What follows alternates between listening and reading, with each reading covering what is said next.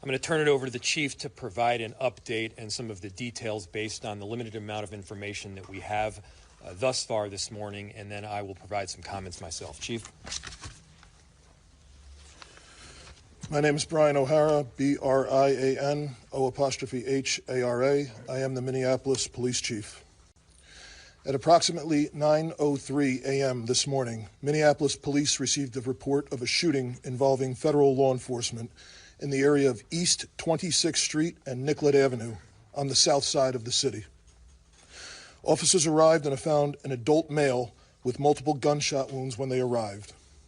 Life-saving aid was being rendered, and he was transported by ambulance to Hennepin County Medical Center, where he was later pronounced deceased. Based on the information that we have, which is very limited, this is a 37-year-old white male who is a Minneapolis resident, and we believe he is an American citizen.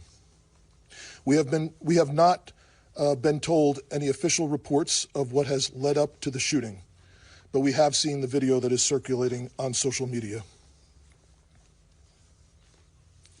Our demand today is for those federal agencies that are operating in our city to do so with the same discipline, humanity, and integrity that effective law enforcement in this country demands.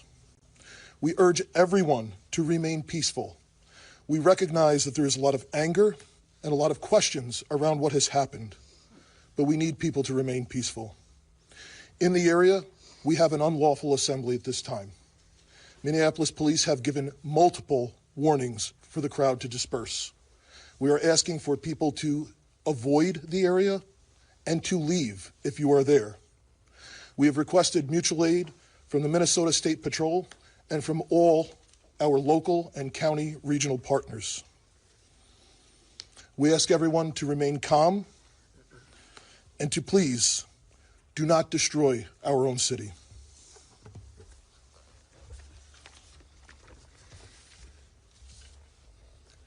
I just saw a video of more than 6 masked agents pummeling one of our constituents and shooting him to death. How many more residents, how many more Americans need to die or get badly hurt for this operation to end? How many more lives need to be lost before this administration realizes that a political and partisan narrative is not as important as American values? How many times must local and national leaders must plead with you, Donald Trump, to end this operation and recognize that this is not creating safety in our city? As you'll hear from Director Sayre in just a second, we have seen these kinds of operations in other places, in other countries, but not here in America. Not in a way where a great American city is being invaded by its own federal government. I'm done being told that our community members are responsible for the vitriol in our streets. I'm done being told that our local elected officials are solely responsible for turning down the temperature. Just yesterday, we saw 15,000 people peacefully protesting in the streets, speaking out, standing up for their neighbors. Not a single broken window, not a single injury. Those peaceful protests embody the very principles that both Minneapolis and America was founded upon. Conversely, the mass militarized force and unidentified agents who are occupying our streets, that is what weakens our country. That is what erodes trust in both law enforcement and in democracy itself. So to everyone listening, stand with Minneapolis. Stand up for America. Recognize that your children will ask you what side you were on. Your grandchildren will ask you what you did to act to prevent this from happening again, to make sure that the foundational elements of our democracy were rock solid. What did you do to protect your city? What did you do to protect your nation? This is not what America is about. This is not a partisan issue. This is an American issue. This administration and everyone involved in this operation should be reflecting. They should be reflecting right now and asking themselves, what exactly are you accomplishing? If the goal was to achieve peace and safety, this is doing exactly the opposite. If the goal was to achieve calm and prosperity, this is doing exactly the opposite. Are you standing up for American families right now? Or are we tearing them apart? The invasion of these heavily armed masked agents roaming around on our streets of Minneapolis, emboldened with a sense of impunity, it has to end. This is not how it has to be.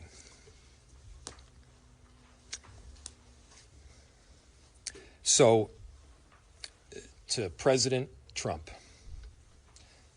this is a moment to act like a leader. Put Minneapolis, put America first in this moment. Let's achieve peace. Let's end this operation, and I'm telling you, our city will come back. Safety will be restored. We're asking for you to take action now to remove these federal agents. Director Sayre.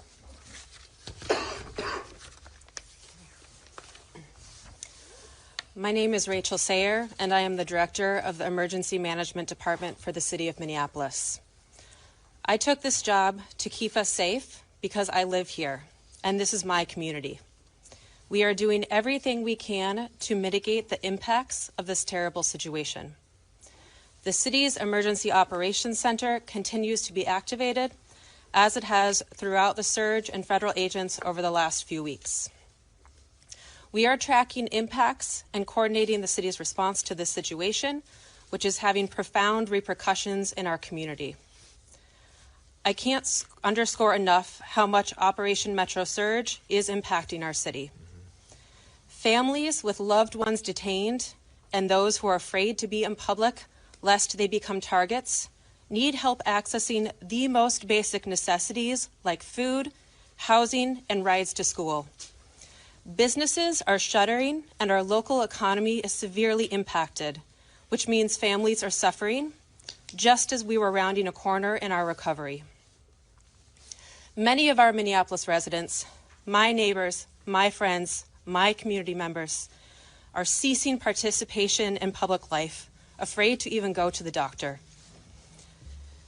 In response, the city enterprise continues to utilize our entire emergency apparatus. That means staff across departments, often around the clock, are putting their regular jobs on hold in order to respond to the impacts of Metro Surge. I want everyone to know there are numerous resources available to community members right now. We have mental health help available. We have food assistance, housing and rental assistance, legal help. We are sharing information about what to do if you are exposed to tear gas, pepper spray, or other chemical agents, and the state AGs and ACLU are collecting reports of rights violations.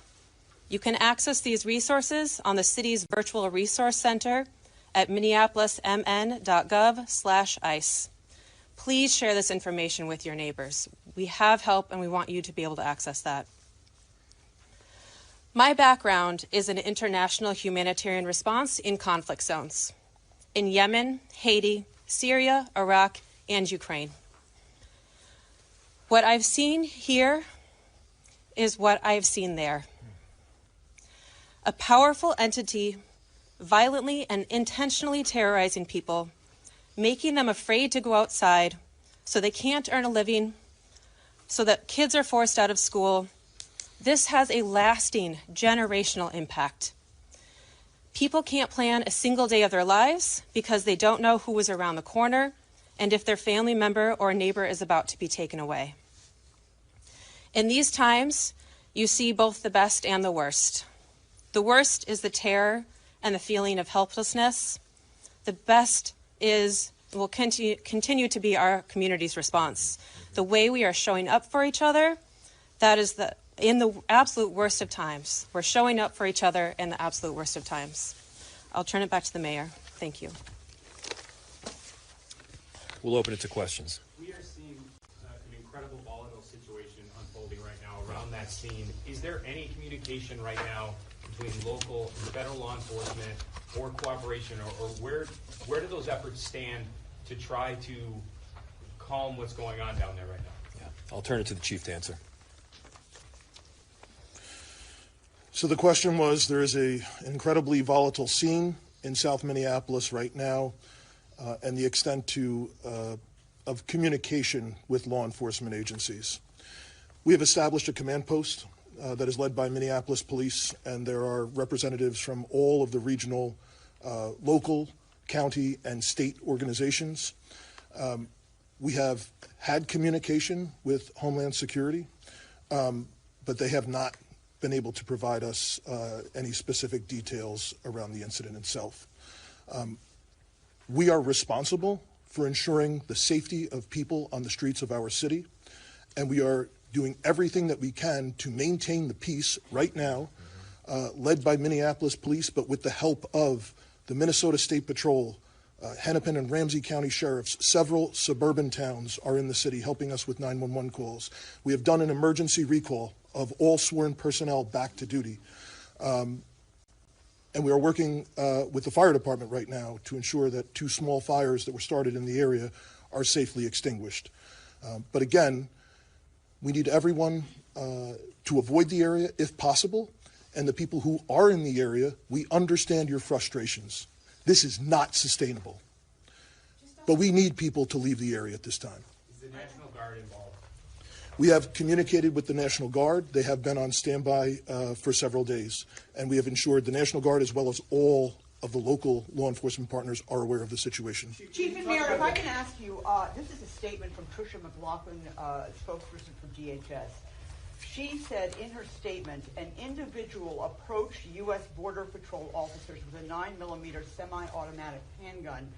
Seen here, they showed a picture of it. The officers attempted to disarm the suspect, but the armed suspect violently resisted. More details on the armed struggle are forthcoming.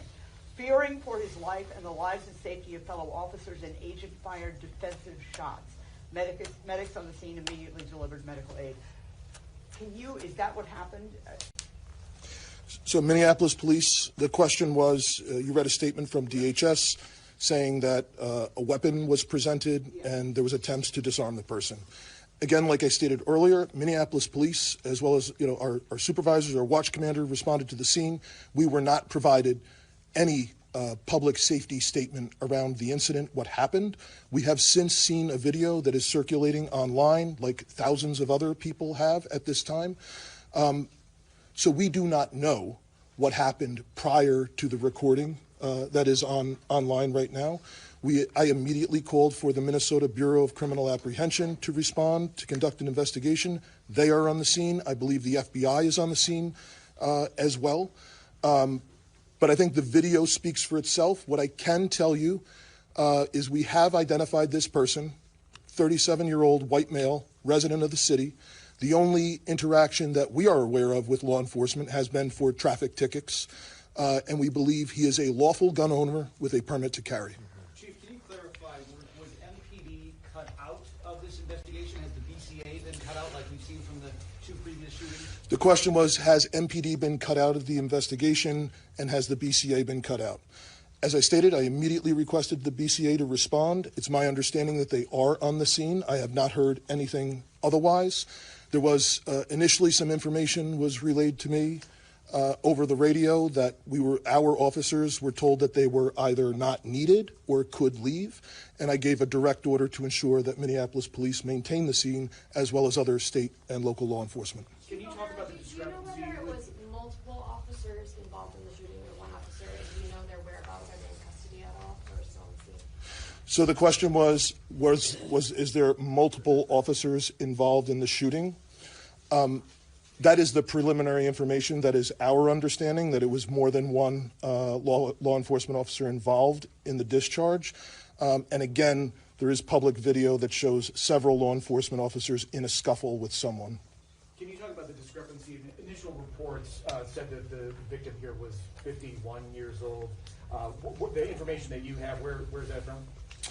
So the question was, initial reports said the victim was 51. The information that I have is we sent Minneapolis police officers to the hospital with the individual who was shot, and they have since identified that person. Two more questions. Do you have the name of the individual who was shot? I do, and I'm not releasing it.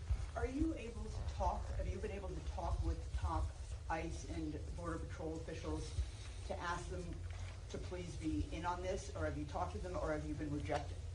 The question was, have we talked with federal law enforcement to be in on this? We have had conversations with Homeland Security Investigations this morning.